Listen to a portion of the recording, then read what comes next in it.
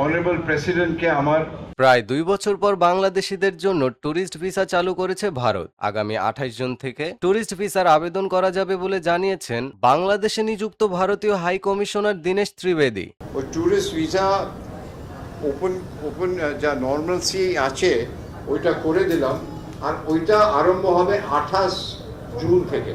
বৃহস্পতিবার বিকেলে রাষ্ট্রপতি মোহাম্মদ শাহাবুদ্দিনের হাতে পরিচয়পত্র পেশের মধ্য দিয়ে ঢাকা মিশনের দায়িত্ব শুরুর পরপরই যমুনা ফিউচার পার্কে অবস্থিত ইন্ডিয়ান ভিসা অ্যাপ্লিকেশন সেন্টার পরিদর্শন শেষে এই তথ্য জানান তিনি। ভারতীয় হাই কমিশনার বলেন, 28 জুন থেকে ট্যুরিস্ট ভিসার আবেদন করা যাবে। প্রাথমিকভাবে ঢাকা, সিলেট, রাজশাহী, খুলনা ও সিলেট থেকে আবেদন করা যাবে। হাই কমিশনার আরও বলেন, ভবিষ্যৎ ভিসা সেন্টারের সংখ্যা বাড়ানোর পরিকল্পনা রয়েছে। পাশাপাশি মেডিকেল ভিসা প্রত্যাশী, শিশু ও প্রতিবন্ধী আবেদনকারীদের জন্য বিশেষ সুবিধা চালুর উদ্যোগ নেওয়া হবে।